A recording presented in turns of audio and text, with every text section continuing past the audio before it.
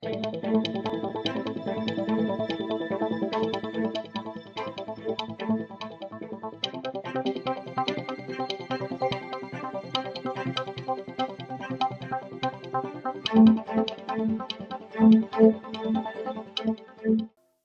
the history of Afro-Caribbean women who made powerful cultural and socio-political impacts in the 20th and 21st century is written, Sandra Des Vignes Millington's name will be prominently featured.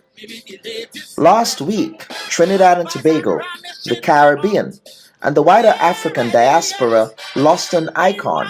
Singing Sandra, a person of deep spiritual Baptist and Orisha faith, helped to define the musical landscape of the Anglophone Caribbean, while also laying the foundation for other women to thrive in an entertainment industry dominated by men. Like her compatriot Calypso Rose from Tobago, Sandra's music celebrated and defended women.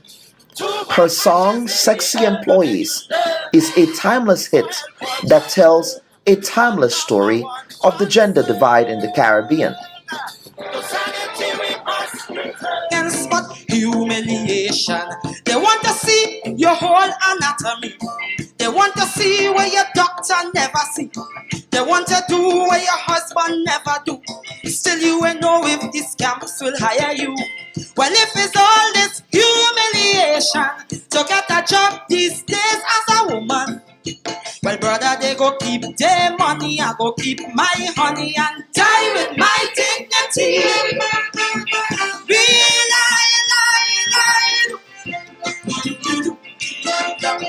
Charge him when you hold him. What will be the lawsuit? Will it be rape or shoplifting? The answer they want to know, I believe Jack and know. Them topics we are discussing. So, you see, God made me a vessel to prod and wake up my people. Not just so we'll and come again, but will live Jesus for your bread. And I don't envy the fast right? Cause the chalky tempo, you just can't grind. Now when a father got holy daughter and on the stretch he old neighbor string. That is why I say, when we tired beg, Lord, we tired plead, still man wouldn't hear. Every day they're making we bleed, stick breaking the air. And the authorities is nothing they're doing. The law needs reviewing. It's time to get tough. If they don't really have a clue, I know exactly what to do. Sandra was also a quintessential Caribbean woman with roots in Grenada, as her dad was born in the historic and vibrant town of Guave. Mother's greatness as an artist is also defined by her ghetto roots. Ghetto, not as a derogatory term in this instance, but as a term of endearment and a great source of pride for the community she called home. She was born in the East Dry River area, grew up in Mova, and attended school in Laventille, all low-income neighborhoods which produced some of the most creative and talented people for Trinidad and Tobago and the world. Yeah, well, the whole thing is Mova, Laventille, Mova, eh? You go try to separate it, that is what it is. I consider it one ghetto. I consider Mova, Laventille a island by itself, to be honest. I was born in 14 Belgrade Street, East Dry River, Mova. 14 Belgrade Street, East Dry River, Laventille. As you know, if you live in the States, you go tell you between where and where, between Laventille Road and Duke Street. I came down the street at the age of 6. I spent my 7th birthday here. I went to Lower Mova Government for like about 6 months and went back to Rosal RC, Shoulder Street, Laventille. Then on to ID High School, Jordan Avenue, then on. So I stayed in Mayfield. So where did you sing it? Sandra also echoed the pain and the class differences evident in her community and in other ghetto communities across Trinidad and Tobago, but also had resonance with other parts of the Caribbean.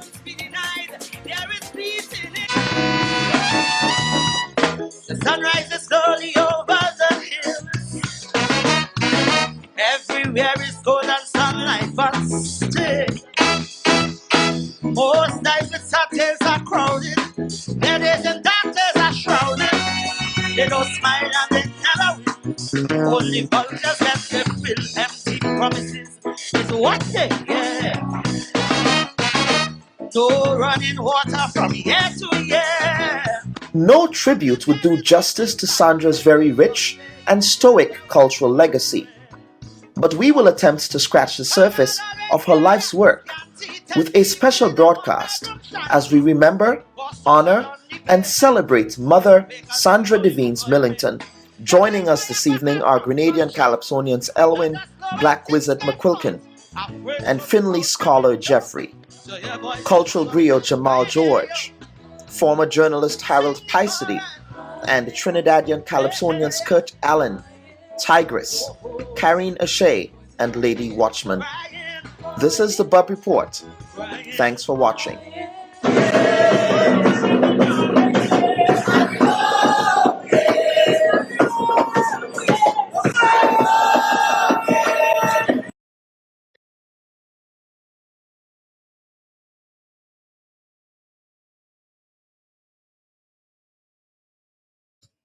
Let me take this opportunity to welcome our viewers and listeners to this special episode of the Bubb Report. And let me also take this opportunity to thank this very talented group of men and women for joining me tonight in tribute to a cultural icon, a woman who I admired so much, and a woman who shaped my consciousness as an Afro-Caribbean man in so many ways growing up in Grenada. I am happy to stream this special program with a cadre of talented people that straddle the arts, journalism, and calypso. And let me take this opportunity to welcome our guests for this evening's special stream in honor of the late singing Sandra. I have Findley Jeffrey, the scholar from Grenada. I also have another Calypsonian here, Mr. Kurt Allen, who is joining us from Port of Spain. I have Sister Joan Rowley, who goes by the Calypso sobriquet Tigress, and a colleague of mine, Harold Piesody. He's someone that I looked up to as a child growing up and listened to on radio. And so I want to welcome you folks. This week is a difficult week. The last 2 weeks, as a matter of fact, has been a difficult week for the Calypso fraternity in Trinidad and the rest of the Caribbean. And Harold, I will begin with you as a journalist. Can you reflect? You had the opportunity to interview Singing Sandra on several occasions. Can you reflect on her legacy as an artist? Well, first of all, I admired Singing Sandra because of her bravado. There is something that I always went along with in how I accept female Calypsonians. Mm-hmm. You know, there are some female Calypsonians who sing with a sweet voice, have a nice, beautiful voice, and they could sing. But then there are other female performers who sing with a certain bravado, a certain machismo in their voice. Let me see if I can explain that better. Okay. I'm going down to the market. I'm going down to the market. You know? And Singing Sandra has that kind of bravado that I admire. Because I think in Calypso, you have to have a certain bravado to make it. What separates the queens from the ordinary ladies, I think, is an extra oomph, an extra bravado. What makes you win on competition night is not necessarily you having the best composed calypso, but because you have that extra oomph and that extra bravado to bring out what you're singing. Mm-hmm. Singing Sandra was a manifestation of that. Boy, she had that bravado. She had chest. in the way she And she was courageous about it too, and let me unapologetic. tell you something.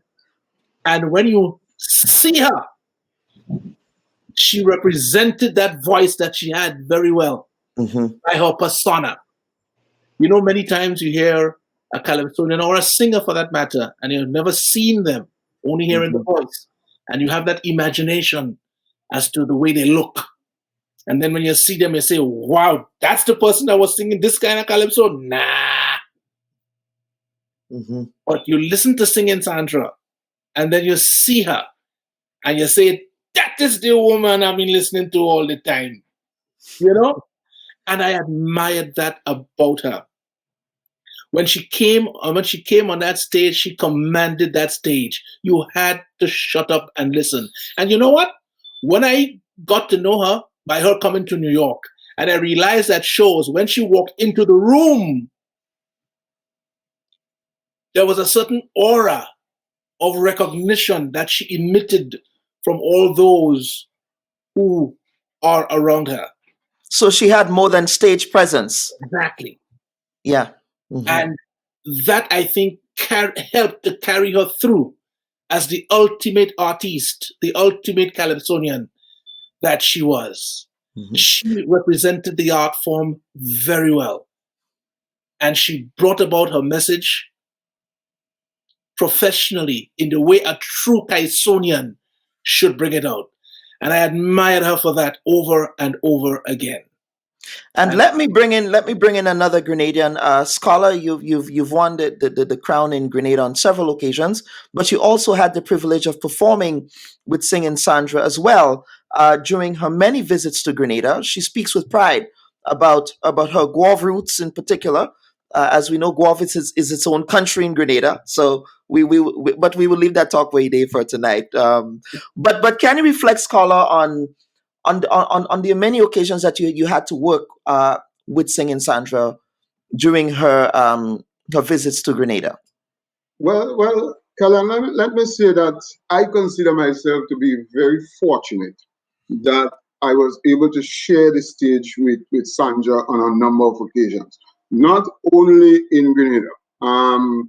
In New York, once we shared the stage. Well, let me say we didn't share the stage. We almost shared the stage. We shared a backstage. I was supposed to sing in one of those regional shows. Sandra was supposed to sing after me. And the person that had to come to drive, it was snowing. It was sometime in February around there. The person was coming to drive. Maybe he didn't understand the routes and so on. And I arrived just a bit late. And when I reached there, Sandra was on stage. I thought I still could have gone on, but they didn't allow me. But that, I think, was the first time, my first experience of Sandra. And she took me backstage because I was disappointed. And she started telling me about the discipline in the whole art form and so on. And then I also would have shared the stage, competed against her in Carifesta 2007. And I remember very well when I was rehearsing and I was singing my first song. She stayed over there in the back and she said, "Scholar, good one, good one, good one. You have it tight." You know, and I always remember all of the times that we performed together. In fact, the last time we performed together was in 2019, August of 2019. And that was one thing about Sandra, because that show that night was more of a soca kind of variety. I myself, who is a calypso, I sang soca. But Sandra sang voices in the ghetto and all of those, the war will go on.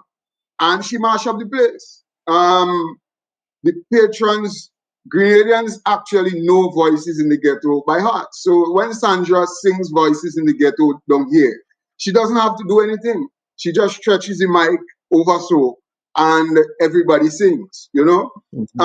One thing I can say, what Harold is speaking about is true, but what he calls bravado, we in the Calypso fraternity call singing from your belly, right? That's where she sang from. As a matter of fact, I would go so further to say that she sang from she knee and she toes, right? That was how she projected it. And I mean, the Calypso fraternity Trinidad, Grenada, where she, as you actually said, she professed to be, her roots came from. We have lost an iconic figure. I mean, there are no words, you know. And the funny thing is that there are some things sometimes in history that are so memorable that you remember them. I remember where I was when the planes went into the Twin Tower. I remember that very well because of the significance. And I Or remember Princess all. Diana's death, for example, would be another one. Yes. Yes, I remember. I remember very well where I was, where I came from, what I was doing when I heard that singing Sandra had passed. It was so devastating. Yeah, and you know, Scholar, a major challenge that we have in the Caribbean, in the cultural space of the Caribbean, is what some people are saying is just the qualitative decline in the calypso art form. What happens now that we have that gaping void? I mean, Sandra also straddled several generations. There is a young man who I'm going to be bringing in here to talk to us. He's a storyteller.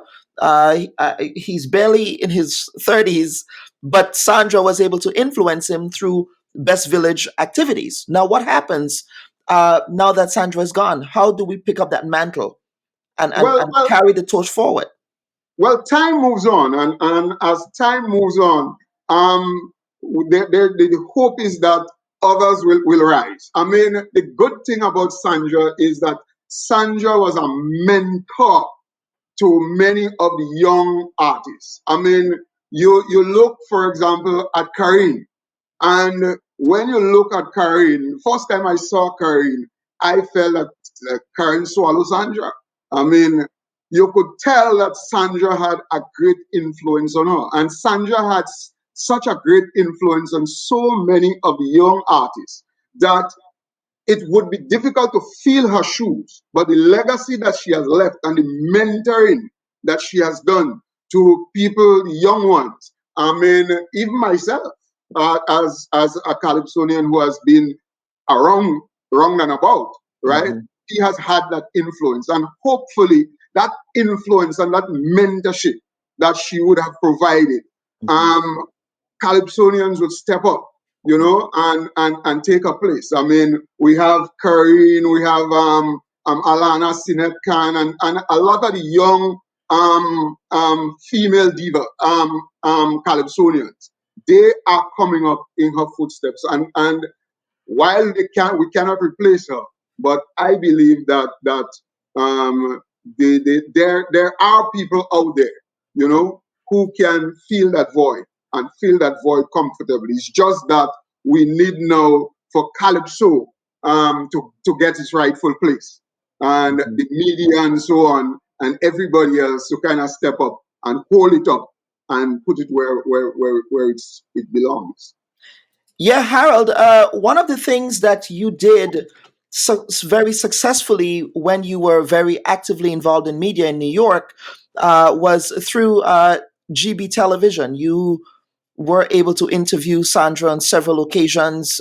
We also have Tigress here as well, who traveled to New York and performed with Sandra. And Scholar makes a very good point about that legacy building and that cultural transmission.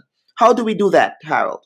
Well, by the media promulgating the art form as much as possible. You know, you being a part of the media, you understand the role of the media, you know, in society. We can change directions, we can influence people's thinking. That is our role. Okay, we're not here to force anything on anyone, but we're here to understand what our roles are as custodians of the media, where we are broadcasting from, what is the culture we represent, where we came from, and what is our duty to ensure that we keep that culture alive in our programming, what have you, and whether it's broadcast media, print, you know, to cover the various aspects of it. And that's, I'm sad to say, but it's very wanting today. And that's from a total Caribbean perspective, because even I mean, Trinidad, the land of Calypso, you pick up the papers every time and you hear some Calypsonian or some cultural person berating the media for not playing enough of Calypso. Calypsonians will tell you even today in Trinidad, we're not hearing we culture, we hearing Calypso. It reminds me of a gypsy Calypso. He says he feels like, a person, a culture without a home, so that's why he has to go out of Trinidad, but he still comes back. You remember Nelson, don't call me foreigner. Yes, I come and I go, but don't ever call me foreigner, You have to go to come back. Right. But suffice it to say that once we have that understanding of a role and we keep the culture alive and expand it as much as possible, we're going to be in the right vein. Now, you mentioned New York with Singing Sandra, and when she came with United Sisters, they had quite a few performances in New York when Wo Donkey was a big hit. I've been Road March, they say, but don't tell Super Blue that, eh? But well, I mean, it was close. It was very close that year. Yes, and the most memorable of moments with Sandra is when she came into she and the rest of the United Sisters came into the Culture Share studio and hosted an entire hour with me as the host. And we had a really, really good fun time. And the feedback that we got from folks who were looking at the show was that was one of the best that they have seen in the series of Culture Share. But Sandra's legacy, Sandra is gone right now, but wherever she is right now, if she's thinking of the art form and thinking what she has done and what she'd like to see, I'm sure she would say, you know what, my journey is over. But those who have left behind, cry yes, but when tomorrow comes, continue to sing, continue to influence, make sure the children are getting involved in the art form so there will be longevity of the art form, and set standards and defend standards, defend professionalism, because that's what she stood for. That's the best. I think that's the best tribute we can pay to her now. Scholar, any final thoughts from you before we go to a break? Well, yes. I must add that one thing I found about Sandra is that there was always that humility about her. That was, astounding. You could not believe that the woman on stage and the woman who you ground with and who would sit with you and just chat, sit on a chair and so on, is the same woman, right? She had this kind of relaxing, she was so humble. And, when I never knew that when Sandra, we heard that Sandra had passed, I went on Facebook because that's where I got the message, the news post. And when I saw it, I dismissed it because I didn't want to believe that. So I thought, what's wrong with them? Because I thought it was a hoax. And as I started scrolling down, the outpouring of sympathy and love and all of that. And one thing that stuck in my mind, Keller, one person put up a series of photos that we took with Sandra last year down at Foxing. And when I looked at the pictures, I remember, but I was there. So I start scrolling down. Where is me? Where is me in those pictures? Only to remember I was the man taking all the pictures. I never got a picture. That's a good Calypso, I took out all the pictures. No, I say that's a good Calypso, That's a real good compliment. Well, Harold, start writing. Start writing. Okay, folks, we will take a break, and then I'll be bringing in Sister Tigress and Brother Kurt Allen from the Trinidad side of things. Gentlemen, thank you so much for this contribution. We'll be right back.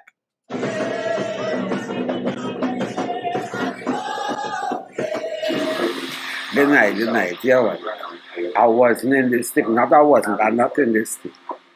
Up to this evening, I tell them really and Martha, not me and the extempo thing. But people go godmother do a little thing, people call it and thing. All right, so I'm a child and thing, right? Don't laugh at me. My name is Singing Sandra, and as you know, everybody call me mother. I make a concoction to try and stop contamination. So anybody come by me door, I grab in me bottle, prepare for war. Like you possess, you must go one room. When I spray your foot, you're bound to run home. Stay home, stay in your house. Goes on, my mission goes on every day. You know, every day I still try to counsel a youth or you know, look for ways to change certain things with young people because, and that's my focus, young people. Because I think we kind of stigmatize them, and I know for a fact that there are some that different. Just recently, about 2 weeks ago, I did an interview at my home with two young men. He's doing a documentary on Trinidad, and he wanted to document me. And as I said to them, I felt so happy to see that two young, I mean, black boys doing something positive. You understand? Another thing I look at and people that tell me I weird. You know these guys that sell bread On the side of on the side of the road. You know, some people would look down at them and think, and I look up at them because it's a lot of courage to do what they're doing, and they could have been doing something else, but they choose to do this. So when I see a black youth, a youth on the whole, I ain't saying black, a youth, but especially black youths, because that is where the problem lies, doing something good for themselves, like celebration for me. And again, if you know, I know that I might have been an inspiration somewhere in their life through my music or through a word or something, that is enough celebration for me.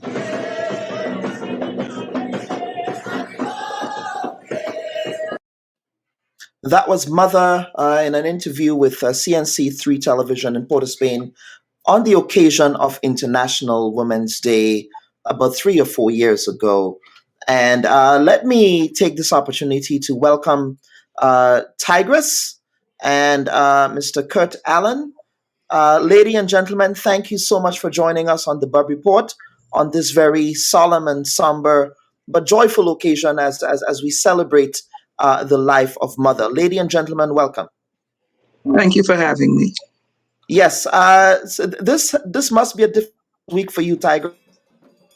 It is. It truly is. It's almost as if it's unbelievable. And this afternoon, I sat down, and when the coffin was being lowered, I was like, "It's true," because I am one that have put absolutely nothing on Facebook. Everybody put up something, and I single-handedly wanted her to have a royal tribute like she deserves. And on Wednesday at Queen's Hall, that was my baby. And that was what I called the artistic landscape of who she was. And I was doing it because yes, she's gone, but today it really, truly hit home. And as a mother who has lost two sons, I don't do funerals, but I had to do this one. And it left me ill this afternoon. But I thank God for the strength. And I'm only doing this in her honor because I promised I was going to do it. I didn't remember it was today.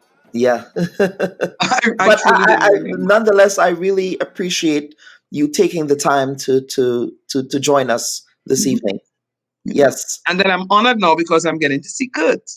Yes, there you are. So we have no carnival, so we're not going to be bouncing up to put names in a to pull numbers from in a box or anything. Exactly.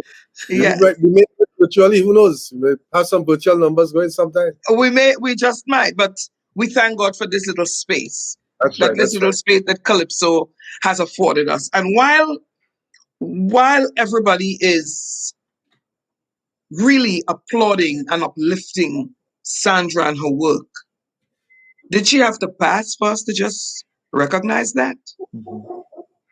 Did she? That is what hurts me more. Did she really have to pass? And I saw Dwayne O'Connor had a post on his page where he said, if only mother could see the love, the outpouring of love, maybe it might have been different. But it is true. And then Ras Commander went on to say that there was a show at Athletes down South Kurt, that Yes. they were having Sandra, and it wasn't a large turnout. That's my point. That's the point. It wasn't a large turnout. This is the same mother that we Yes. love so much. That's right. And this is the part that, now, don't get me wrong. Yes, we are honoring her. Yes, she left a legacy.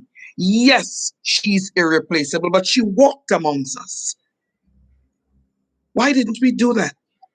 You know what is comforting for me right now? In 2019, I live in South Carolina. And in 2019, I formed a little group because I am what culture is all about. And wherever I am, that's culture. If I'm in Orlando, as present, I am the Secretary General of the Orlando Carnival Association. In South Carolina, I am also on the board for the South Carolina. As long as it's culture, I am there. And a friend of mine's and I decided we're going to form a little body. It's just two of us. The name of it is Classy Ladies. And for Mother's Day, we decided we were going to do a prayer breakfast. It was beyond our imagination.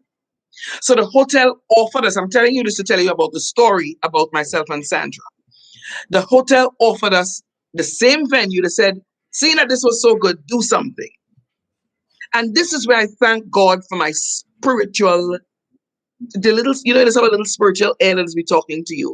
And my spiritual side said, why not celebrate Sandra? And I did it. I'm sure you might have seen it on there. An Evening with My Sister was the name of that show. Yes. And An Evening with My Sister, my paws raised right now, because the young lady and I who did it, herself and Sandra grew up together in Mova. They didn't used to speak. And today, all she do is weep. And she said, Tigress, I thank you that Sandra didn't pass and we weren't speaking. I made a call to get a wreath. And I'm like, I don't have to do that. I gave Sandra her flowers in October of when she was alive. Because I honored her in Orlando, Florida. Beautiful turnout. Oh, it was beautiful. And today, when I saw my sister going down, I thank God that she knew I loved her and that I looked up to her and I gave her her flowers. We went to the city of Orlando to get a proclamation to honor her. That's what we did. We had the Mayor Jerry Demings come out and honor her. Everybody that was at that show reached back out to us and said, thank you. We are honored that we were there. The panelist who was on the show, as soon as he heard it, he called me and said, Tigress, I thank you that is the last time I saw Sandra. When we left, we drove down here. She came down my meet. Well, Kurt, you know how all they had a time in Grenada when you all were showing off on me. When I keep telling all you, go home. And she came to my home and we had a wonderful time. Now, we speak every day. Trust, believe it or not, we speak every day. But I thank God that I could stand proudly and say that was my sister. And I'm not just saying I knew her. I knew her. Exactly. I knew her. Trust me, I knew her. For many decades. And Kurt, let me bring you in. Your style of calypso, the caustic and the biting commentary is in line with what Sandra did during her life and career as a calypsonian and as a performing artist. Can you reflect on how she influenced the way that you write your music, the way that you perform on stage, that very grounded and that very rootsy nature of your own calypsos? Well, we are both what you will call social conscious artists, where we are socially aware of what's taking place, so that naturally our input in terms of what we say and what we represent will be on the same line, because that's what we stood for. We have what we call a social conscience. But my introduction to Sandra in terms of the influence was not as singing Sandra, but I would say dancing Sandra. I was a member of the St. Joseph Best Village group, and Sandra was a member of the Mova Lavante group. Those days, I didn't know as the singing Sandra. She was one of the master dancers of the calypso, a calypso dancer. Yep. Where you seen this tall lady. I was a youth, but you seen this tall lady with a short skirt, and she all over with a big smile, you know. And everybody knew her. Everybody knew who that lady was, you know. So that a couple of years later, I heard a song, Die With My Dignity. And everybody was saying, that's the same lady who was dancing. That's the dancer from the group. So that was my introduction to the singing Sandra after hearing Die With My Dignity. To me, the song that reflects most with me when I think of Sandra is a song called The War. Will go on. It cannot be won. The war will go on. Yeah, it cannot be won. That song, I think, it was in terms of early in my, I was not yet an artist who was making the finals or even the semi-finals. I was still singing in juniors. So I remember sitting in the Calypso Monarch finals competition and hearing that song, I think.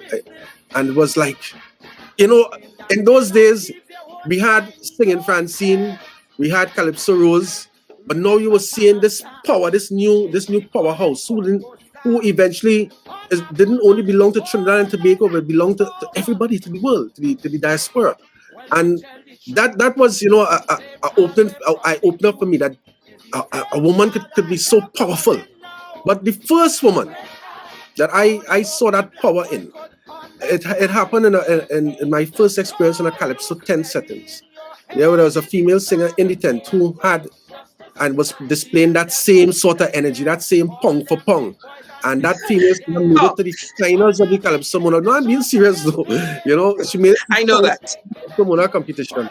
And that was the person who would talk to me, advise me, talk to me and say, watch how you're dressing. Sometimes I would wear wrong for clothes, you remember? And they would pull me and say, I remember that. Tigress was the woman or the mother of New Wave Calypso Theatre. New Calypso Theatre. And so that when you look at Tigress repertoire, the songs that Tigress and the energy that Tigress brings to the table is very similar to that of Singing Sandra. But what surprised me the most, with even drawing the two comparisons, is the United Sisters experience. Because by then, they were already established to me as frontline Calypsonians, you know, Lady B and Marva Mackenzie. Marvelous Marva. Joseph, and not Mackenzie. Marvelous Marva Joseph. Yeah. And here it was now, you're seeing this combination, this force of these four women on stage. Now, I didn't get the chance to see it from a fan's perspective. I was actually a member of Atlantic, one of the super bands in Trinidad and Tobago, the music bands, the Fed bands. So that most of the shows, Tigress, you know that you all used to be on our stage. Yes, you know. We provided a lot of backing music for them. Yes. Not Trinidad, but all over Miami, everywhere. All over. So I got to see that combination first, you know, from up close and personal. And to know that after that experience, you can still come back out of that soca experience from Calypso to soca and become Calypso Monarch in 1999. You know, the second woman to do it after Calypso Rose.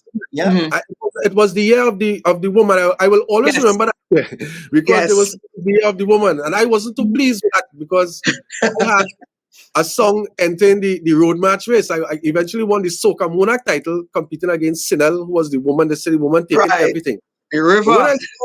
River. But when I saw Sandra take the Calypso Monarch competition, I knew, well, road march is the woman because they was done saying it. This is the woman.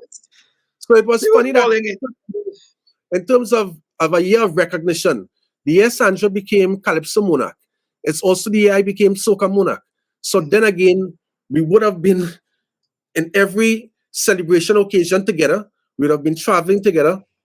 To top it off, her musical director at the time was none other than Carlisle's Juiceman Roberts, who was the musical director of Roy Cape All Stars, the band that I was in. I was singing it, yes. And home in rehearsals, I knew her on a different level, not just from on the stage or through Calypso, but I knew her as well as a member of Roy Cape All Stars, put it that way, because that's what she was.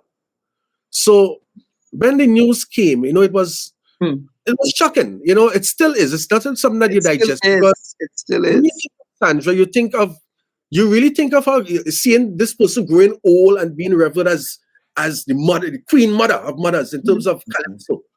And so that image was always there. And now it's there still, but in a different way, and it's hard to come to grips with the reality. It's hard. It is. Hard. Yeah, it is a difficult time for cultural lovers. And again, the same question that I posed to Scholar and Harold: how do we honor? And I think it's an issue that not only happens in Grenada with respect to honoring. And Tigress, you spoke about this so articulately. Not waiting until someone transitions to pay respects to them, but it's not only about paying respects to the person, which is important, but also putting currency and value on the work that the artist would have done, and the work that, for example, Sandra's repertoire is significant and it goes back decades, right? And how do we ensure that we preserve that work and put some serious teeth, as singing Sandra would say herself, umph, in in that. So Tigress. And again, these conversations only come about when someone passes. It only comes about. Funny enough, I was corrected today when I brought it up with Sprangalang, because Sprangalang just passed. Sprangalang is somebody that passed that Trinidad don't even know what they lost in Sprangalang. That was a wealth. That was an encyclopedia of culture walking. And they named a street after him. And I was like, and I started, it's only because he passed now. And then I heard, no, San Fernando was going to do it, but Sprangalang was like, I don't want no street after me. So that is why it was able to come into force, immediately after its passing. And like even the street that Sandra used to live on, I heard that they are going to start lobbying for that. But why do we have to get a street after we are gone? And it takes so many simple things. Take, for example, these are the same artists that represent, because as soon as you leave Trinidad and Tobago and you step out, that's the flag you are flying. You leave Grenada, that's the flag you are flying. Why can't we even get a recognition? You come back home and you are on the line, and Kurt could attest to that, and people watching you and they're like, hey, Kurt Allen, how you doing? So you want to tell me you cannot even as much as offer you a diplomatic passport, sir? Let us at least start somewhere. Not even that. We don't even have a museum. We don't know anything. A young lady who's a school music teacher was telling me last night, she was trying to talk to her class about Sandra's passing. And then they had no idea who she was speaking about. No idea who she was speaking about. Now, I think we are trying to introduce it into the curriculum because there were students that would reach out. I think, Kurt, you might have had it too, where they reach out, where the students have to find out more about you. Yes. That's not enough. Yes, that's not we need to do more. We need to have a panel sit down and decide, how do we fix this? And yesterday, I heard the minister said it. And we, the living ones, need to go to them and say, hey, you said we're going to fix this. How are we going forward with this? Okay, if you don't have an idea, Kurt, let's have beautiful ideas. This is the idea that we have. And I think this is where we need to start. We, the living ones, need to start. We need to do that. Kurt? Well, again, I echo Tiger's sentiment. And just to add it, what happens when someone passes is, we could go from maestro to shorty to shadow, and we will have this same conversation about the wealth of their body of their work and what it meant to the national community. And I suspect the same narrative would be said of Singing Sandra. I speak, and when the next, unfortunately, this is life. Somebody must go at some time. Whoever comes next, we're going to have this conversation again. What I'm saying is that in Trinidad in particular, I'll use a reference of doubles. Doubles is something that everybody, it's on every street corner. When a doubles man leaves his home with 300 doubles in his box, he knows for sure he's going to sell 300 doubles. That's why he does it every day. Because he knows that there are people there going to buy his doubles. We, the Calypsonians, have thousands of fans. As Tigress rightfully said, they cry, they moan, they sing the praises, they talk about all the good things we have done. But we cannot do like the doubles man and say we are going to have a concert to showcase ourselves, because we cannot go out there knowing that even 300 tickets will be sold. No. From the same fan base who say we love you, 5,000, 10,000 fans on Facebook alone, and to get 300 tickets sold. So I'm saying the best way to honor Sandra's legacy, or the best way to honor any artist's legacy, is to support them as artists so that they could grow, they could blossom, and they can flourish. So at the end of the day, we may not find ourselves in need of much, or sometimes we can build our own legacy with your support. So if you support the artists by attending their events, by purchasing their music, I know we have heard that talk many times, purchasing music. We the people, when I'm saying if the glory or the honor or the crowning doesn't come from the people that we say we sing for the people, we do this for the people.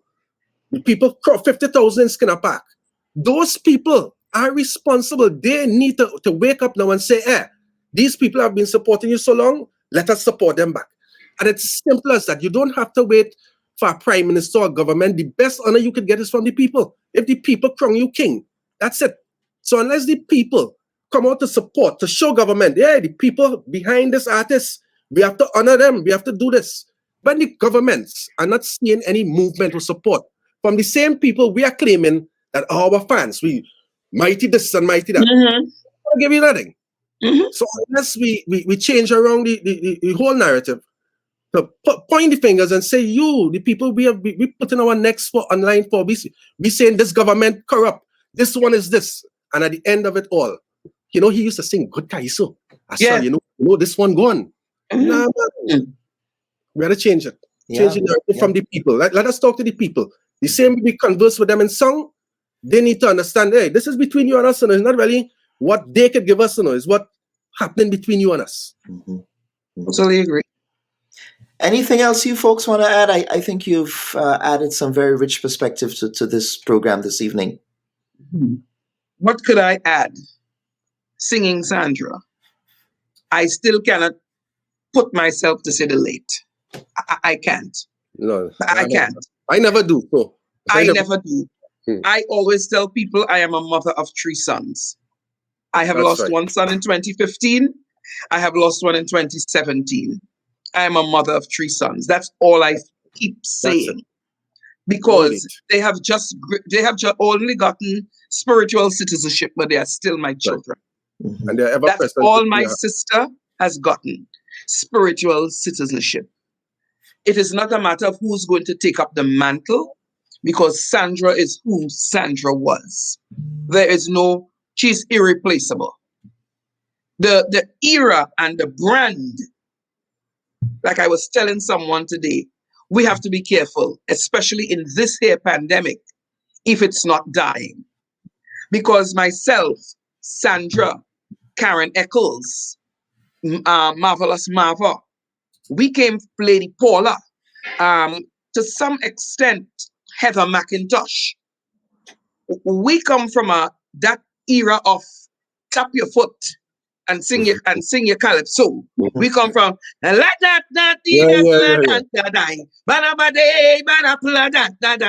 we don't need that music. We come from there. We come from the era where the chorus ain't reached yet, but you know your sister song, so you could jump on there and sing it too. We come from that era. So that is what could have made Sandra and molded Sandra, because it is the embodiment of everything. It is the embodiment of the calypso. It's the embodiment of the spirituality. It's the embodiment of oneness. It's the embodiment of a true woman. That cannot be replaced. Well said. How are we going to now preserve that in those that's coming? Because it's now that we realize, oh my God, these are the songs that she had. But how are we going to go ahead and tell the other young ones coming it is okay to do that type of music when it's not respected? So first of all, we have to respect our own. My sister is on a plane, and that plane could take her wherever. She's not one of my ancestors. She's my sister that lives in my heart. And this is from myself, and I could speak proudly for and on behalf of myself and Marvelous Marva.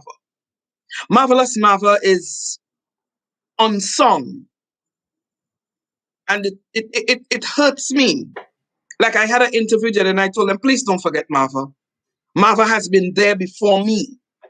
And she has been there knocking and punching and always coming back up. But all I could say is to the young ones coming, just like Sandra said in an interview, and I felt good when I put her eulogy together. When she told Chromatic, don't try to be like me because I am no saint. You make you the best of you.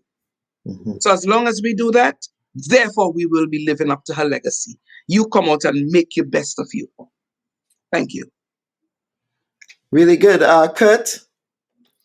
Well, I mean, as Titus again said, that's basically what it is. You know, you need to take whatever. If you have to use one word to describe Sandra, that word will be mother.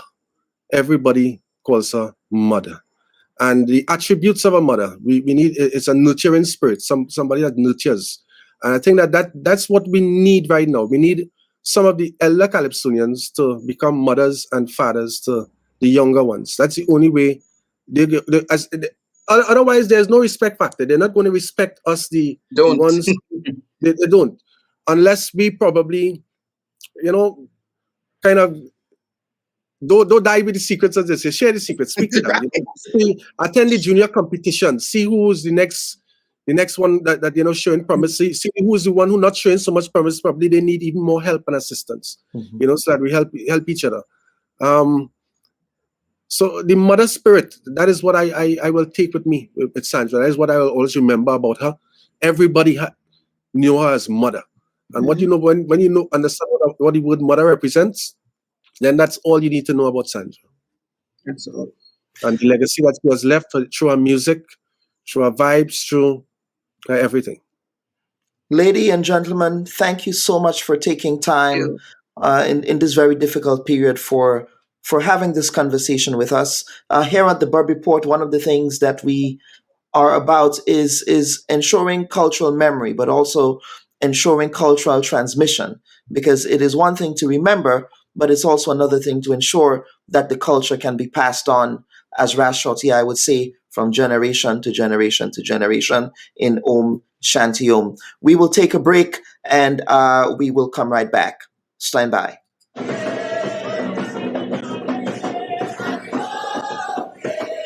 But without a base, you can't go nowhere.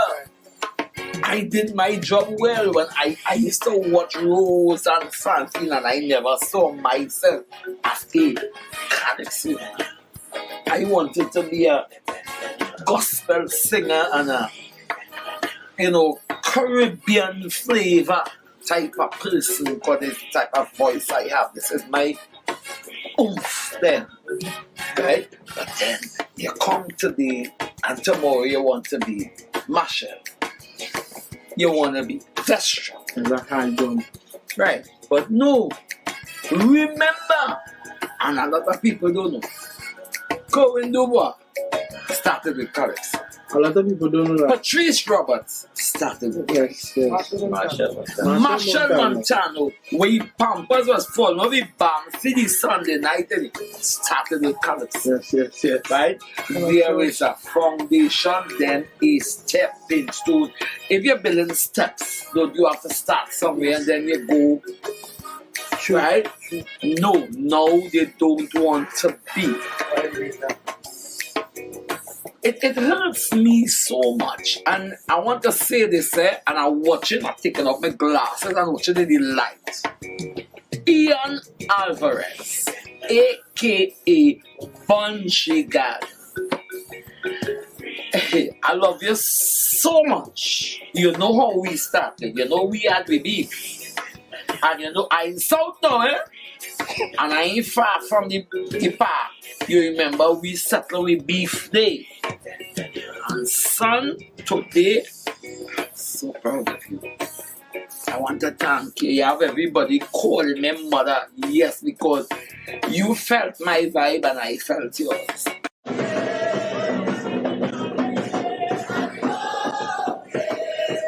So I'm happy to be joined by Elwin McQuilkin, the Black Wizard, former Calypso monarch of Grenada, has been in the Calypso business for many decades. And like singing Sandra, his music really shined a light on issues of class and issues of economic inequality and social ills that affect society. So, Black Wizard, I want to give you a chance to reflect on the passing of Mother. Oh, well, I must say that it has been a very sad day for me when I heard that she had passed. I got it very early in the morning a couple of days ago.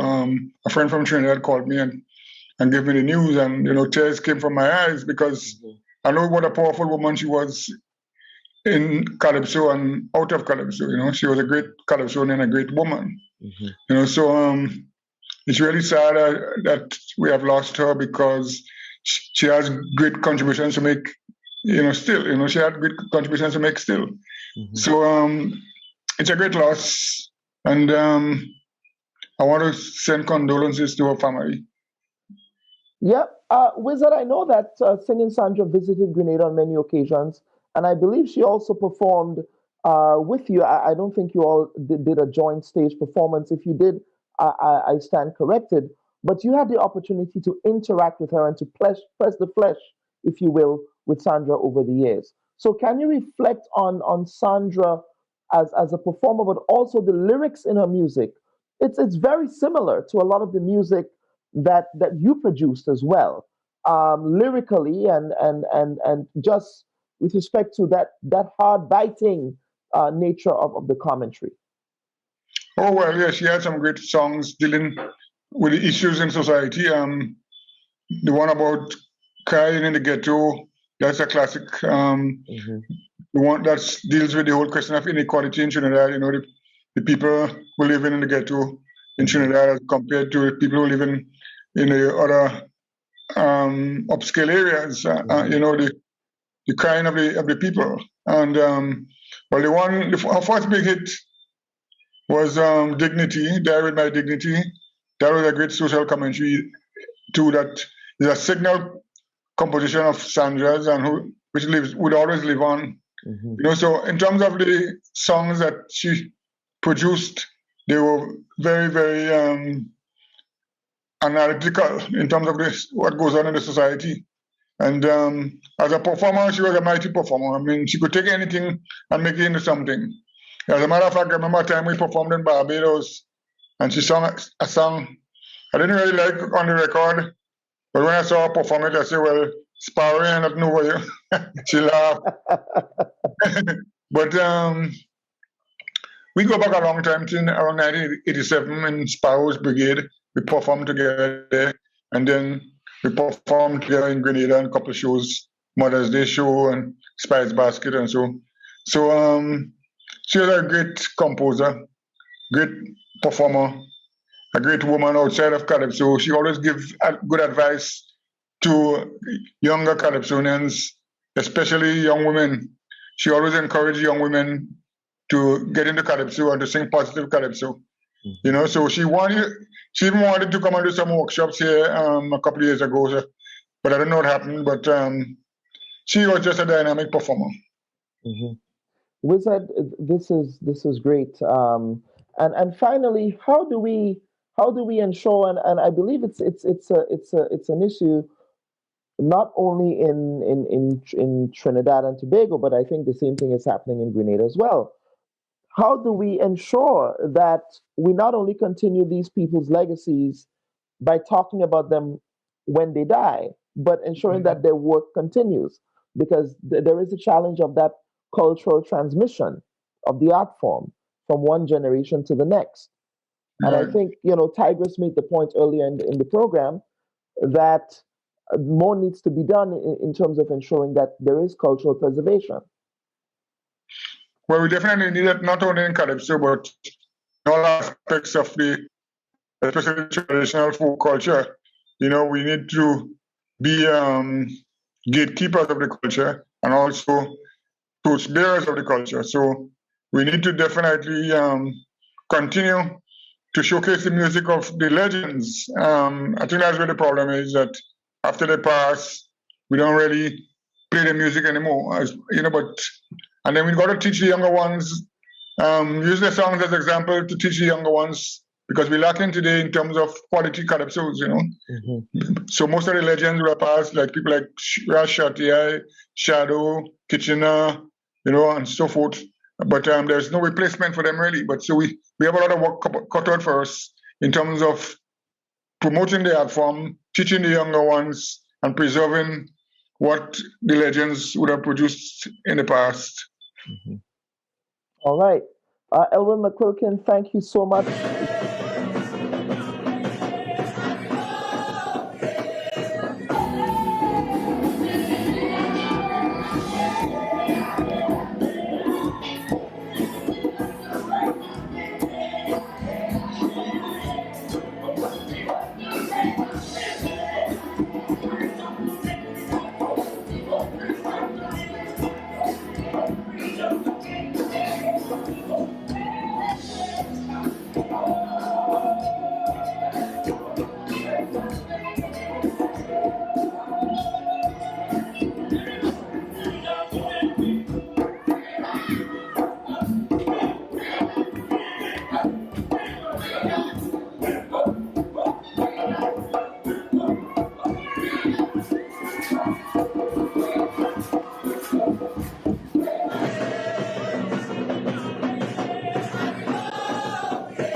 We have here Jamal George, he's a Trinbagonian, but specifically from Tobago. Yeah, here we go. Because I know that you are passionate about culture, you are passionate about storytelling, you are passionate about your Afrocentric identity, if you will. And I know that Sandra impacted you in some ways. Can you speak to the influence that Sandra has had on your life? Yeah, most certainly.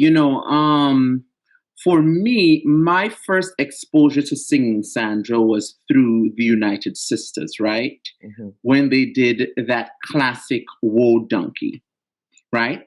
So my first exposure to her was in a group setting. But then I remember as a young man being outside and hearing on the radio this song called Equalizer.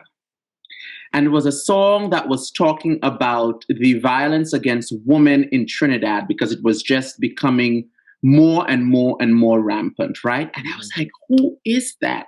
So when I checked when I asked my mom, or when I heard the DJ or whatever it is announce the name, I was like, oh, that's the lady from the United Sisters.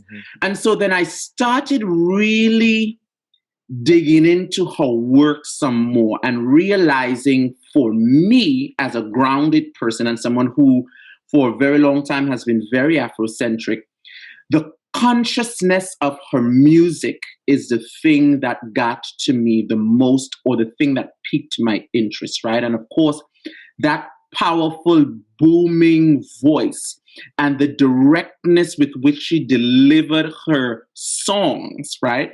That drew me to her. And so you are right in that I refer to myself as a multidisciplinary storyteller. And when I say multidisciplinary, it's because I do storytelling through the monologues, through the movement, and through the music. And so I did sing calypso when I lived in Trinidad. When I lived in Tobago, I was actually the NJAC Junior Calypso Monarch for 2004, 2005, Tobago Junior Calypso Monarch, that kind of stuff. And so it's through going down to Trinidad to participate in these competitions that I met singing Sandra. And if you might permit me, one night I went to perform at, is it the old WTU waterfront? They used to have a calypso night, or a couple calypso nights there. And as I was getting ready to go on stage, Mother was sitting in a room, and she would have heard my song at that year called Time to Burn, about the relationship between father and son. She would have heard it, of course, through the different preliminaries and semifinals of the Junior Calypso Monarch competition. And so she calls me and she said, Tobago. And I was like, yep. And then, she goes into, she has roots in Tobago, so on and so forth. And, she was just very much open arms to young people, especially if she realized that you were really talented and you had something special. She definitely opened up herself to you and she made herself available. So that night I got her phone number and all of those things. And throughout each carnival season, she would stay on top of what I was doing. And of course, because she's a national treasure, I would stay on top of whatever she was doing. And the relationship just stayed that way, even though we didn't see each other a lot or know each other in the way that she knows many other Calypsonians. Whenever she came to New York, the company that I performed with, she was a great patron of ours. So we would meet up, sing, relax. She'll send me for a little drink by the bar. Son, go get me a little, so on and so forth. So that's how I came to know Singing Sandra as a person, but as a performer, it's just like really sitting down and internalizing her conscious music. And Tigress was making a point earlier about preserving and giving recognition to that cultural richness, and she made the point that we seem to only honor these folks when they're transitioned. Correct, is right. Without doing things in the moment when they're alive, to honor and respect their work and to respect them as people. How do we ensure that we not here for another conversation about someone who passed, but that we begin to recognize these folks when they are here and now? I think it really, I think the issue has been that over the years, I think that less and less, few and fewer Trinbagonians value our culture, right? And so in the 90s, right, I grew up in the 90s, and it's in the 90s that I became aware of Singing Sandra, and I think that her career really took off in the 90s. There was a different level of appreciation for our culture. And that has waned over the years, with younger and younger generations. And so I think that to some degree, the powers that be need to do more investment in the preservation of our culture, but also the celebration of the cultural practitioners themselves, right? So that's one. And also there needs to be more platforms for them to be celebrated. Just like in the United States, music is taken really, really seriously because it is profitable. And as a result, you have throughout the year different music awards, especially in the beginning of the year, in January and February and in March, we have all of these different, the Grammys and so on and so forth taking place. And so there's a certain priority that the entertainment industry has here in the United States that it does not have home in Trinidad and Tobago. And I really do believe that at the source of that is how we as Trinbagonians view and value our own culture. So I think that's where it begins.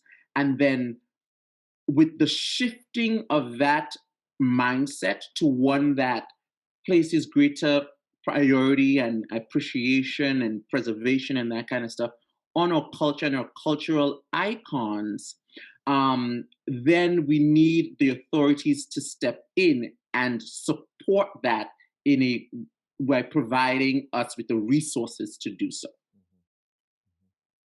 All right. This was good. Any final thoughts?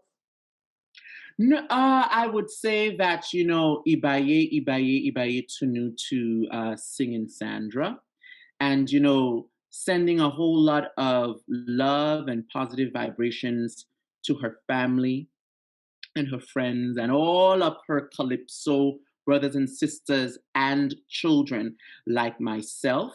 And I would say that to reiterate one of the points that I was making, we as Trinbagonians and by extension Caribbean people need to really accept and understand that our culture is something that should be treasured. And it should be celebrated, and it should be put on Front Street, and it also should be preserved, right? So that our children and our children's children and our children's children's children are aware of their own history and their own culture and can continue it down. Even if it takes on a different look, a different spin, a different sound, so on and so forth, at least they know the origins and can make the necessary twists and turns to bring it to a modern day look and sound. Folks, let me thank all of you for tuning in for this special stream as we remembered the late, great Sandra Des Vignes Millington, or as she's affectionately called, Mother. Let me also take the opportunity to thank Lion out there at Rampoon Radio for agreeing to also share this stream with his viewers. And finally, let me take the opportunity to thank all of our guests, from Scholar to the Black Wizard to Tigress to Kurt Allen to Jamal George and others who appeared on the program this evening. Unfortunately, we were unable to have Karine Ashe or Lady Watchman due to some technical difficulties in connecting to our stream. But certainly I felt that we had a very enlightening and inspirational program, notwithstanding the circumstances under which we were paying tribute to a great Caribbean cultural icon. May the work and the life's work and legacy of the late singing Sandra continue in our minds and hearts, especially for those of us who love the culture. On behalf of everyone at the Bubb Report, let me take this opportunity to thank you again for watching and have a pleasant week. Bye-bye.